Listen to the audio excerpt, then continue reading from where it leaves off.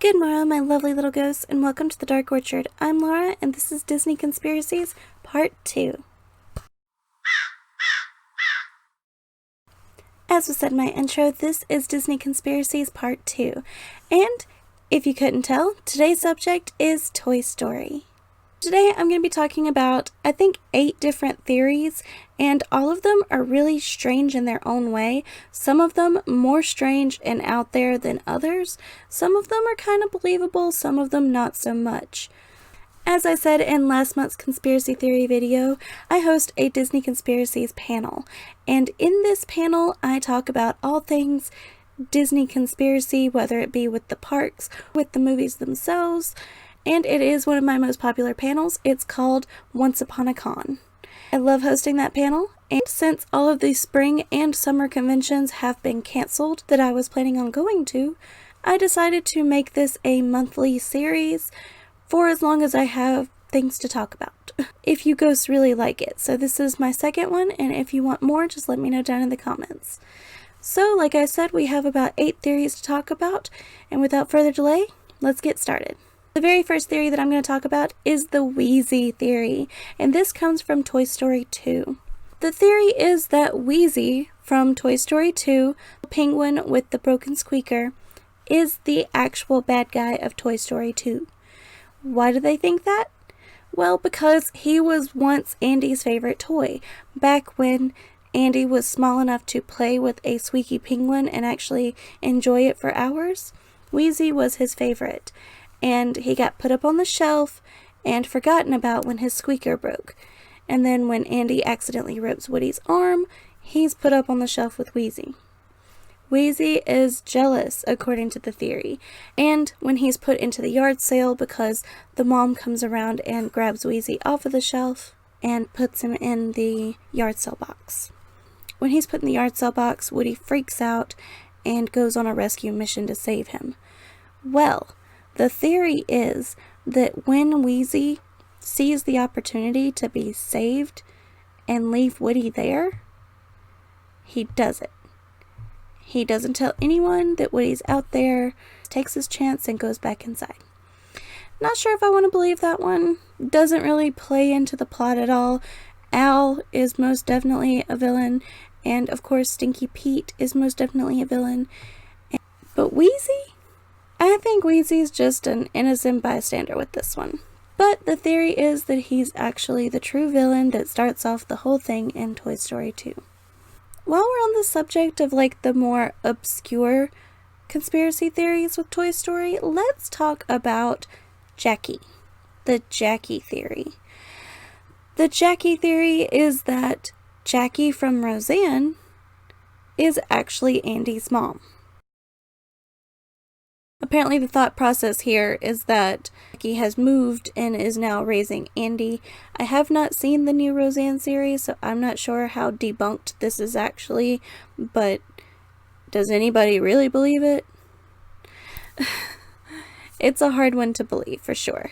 But that's just a random, weird, obscure conspiracy theory tied in with Toy Story.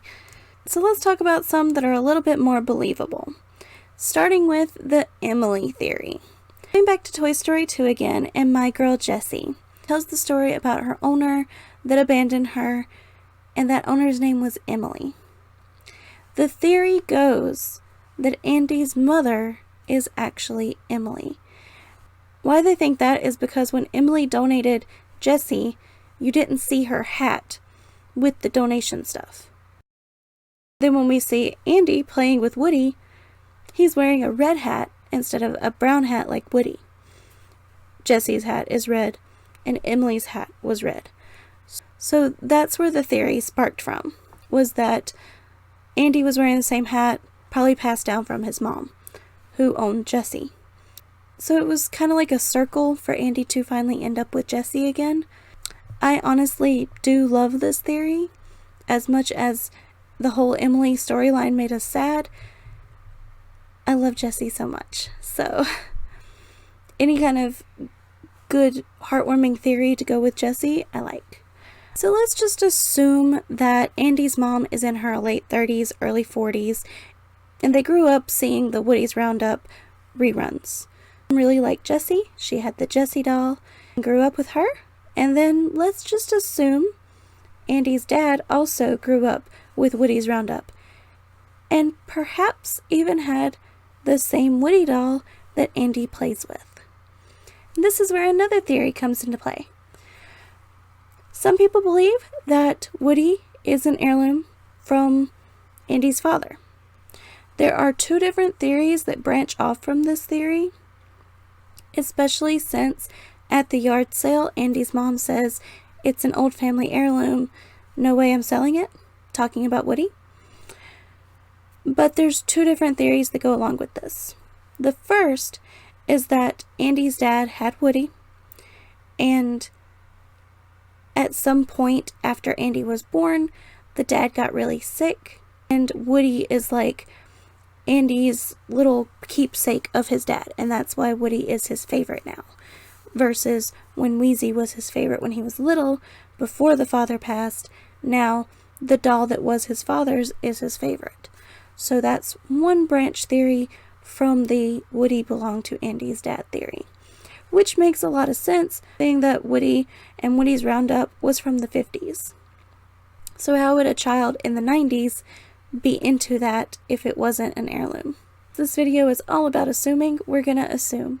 There's the Andy's dad got sick and died theory, but then there's also the divorce theory. The divorce theory is that, well, Andy's parents were getting divorced. We are introduced to Andy and his mom as they're moving out of a larger home into a smaller home, which of course would be customary for a smaller family, not having the father around, not having the means to keep up a bigger house, that kind of thing.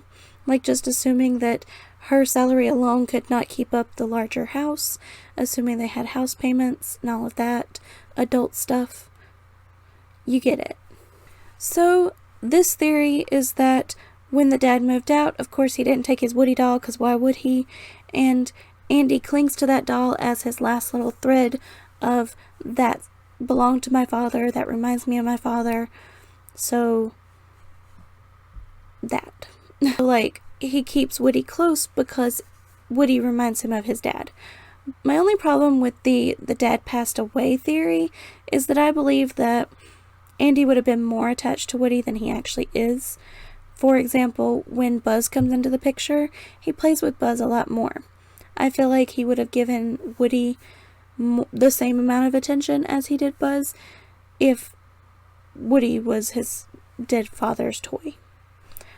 I lean more towards the divorce theory than the father passing away theory, simply because he pays more attention to Buzz just a little bit after. And then the last theory to tie in with Andy and the father is that Woody is actually Andy's father embodied, like possessed almost, which is really strange, and I've only heard this theory a few times. I actually heard this theory at a convention and hadn't heard it before, but if you're a fan of supernatural things, you can see it. For one, Woody doesn't reveal that he has any memory of the father or anything that happened before Andy. He's just really obsessed with keeping Andy safe, like a father. So the theory is that Woody wasn't what's the word for it? Oh gosh, what's the word? Sentient. The theory is that Woody wasn't a sentient toy until after the father passed away, and then the father's spirit became one with Woody. But if we go with that theory, then that would mean all the other toys would have to be possessed by something, and that's just a level of creepy that we don't want to touch. So we're just going to push that away, put a pin in that, and leave it on the board forever, because that's just something we don't want to touch. But it's an interesting idea. Since I talked about Woody not recalling anything to do with the father, let's talk about the memory theory. This theory states that toys lose their memory over time.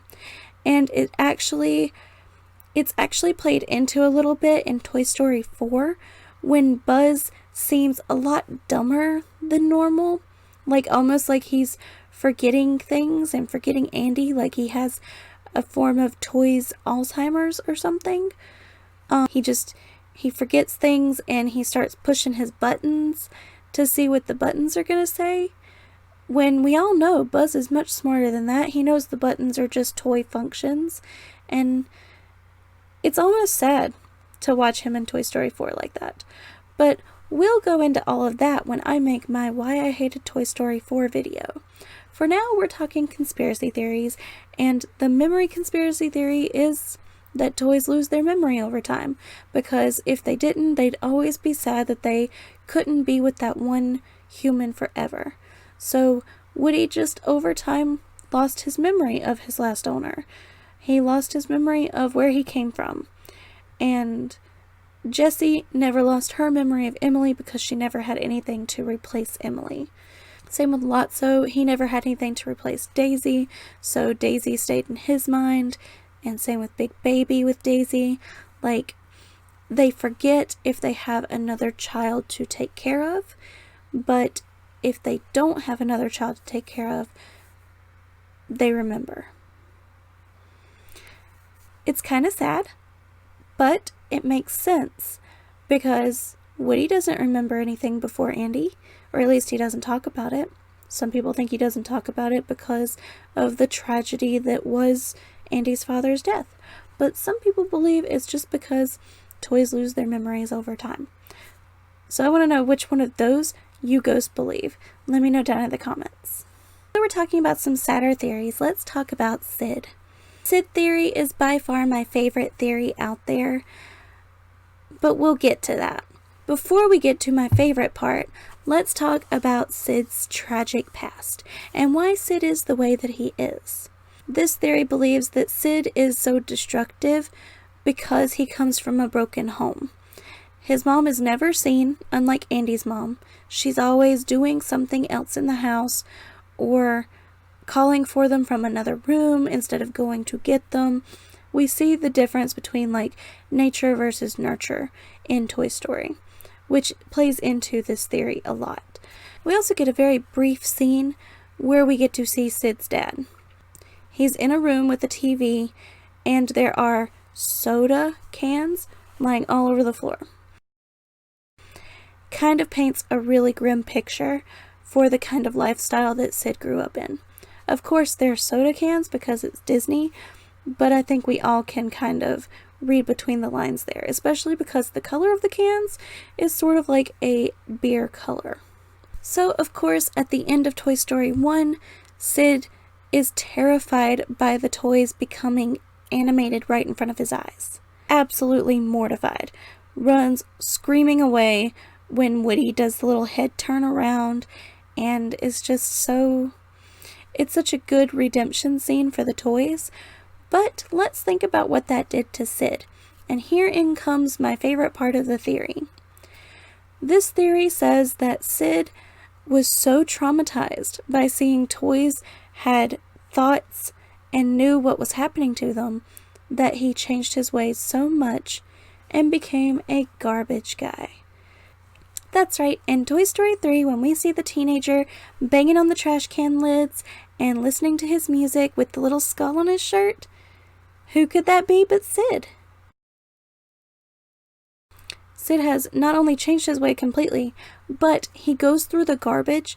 By working in waste management, he gets the opportunity to go through the garbage and make sure that there are no toys getting into those bags.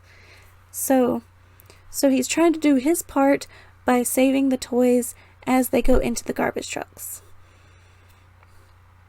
I love that bit of Sid redemption. I love that he chose a career in which he could save the toys that he had once tortured. I love that that gives Sid a bit of redemption and that he's chosen a career in which he can save all of the toys versus torturing them like he did in his past. So yes, I do believe this one. I choose to believe this one, and I think it's really, really cute. I love that there was a lesson learned, and the fact that this theory plays into that, A+. So since Sid got his redemption, what happened with Andy? The last we see Andy, he is driving away on his way to college, and he has something with him. He's packed his guitar. In Toy Story 4, when Bonnie's family is visiting the town, in the old lady's pawn shop, antique store, in the old lady's antique store, we see Andy's guitar. So, has Andy fallen on hard times because he didn't have Woody? Did he have to sell his guitar to get money so that he could eat? Has he given up on college? Is he traveling somewhere? What's happened to Andy since Woody left him? We may never know, but we do have that sad little nod to him giving up on playing music. Or maybe, just maybe, hopefully, he gave the guitar away because he got a new one and a better one, and everything's fine. Either way, Andy's guitar is in the antique shop in Toy Story 4, and we know that he took that guitar with him to college. So it does make you wonder how close in proximity was Woody to Andy while all of this was going on in Toy Story 4. Last thing that I'm going to say before we end this video is that Toy Story is thought to be part of the Pixar apocalypse, and we will go into more deeper detail in next month's conspiracy theory video, which is going to be Cars themed. So let's put a pin in it until next month. We talk about Cars conspiracy theories. That was me talking about a myriad of different Toy Story themed conspiracy theories. I hope you enjoyed this video, and I hope you come back around next month for the Cars episode. Let me know down in the comments if you are enjoying this series and if you want to see more of it, because I've got plenty of information, as I said, from my panel. So I'm happy to share it, and it makes me really excited to talk about this kind of stuff because I've done so much research on it for my panels, and I'm finally getting to talk about it to you ghosts without a time limit. So let me know down in the comments if you're enjoying this, what Pixar or Disney movie you want me to cover next, and anything else that I mentioned for you to comment down below. Do it down below. Just talk to me in the comments. You know how this goes. Just talk to me in the comments. I love for you to talk to me.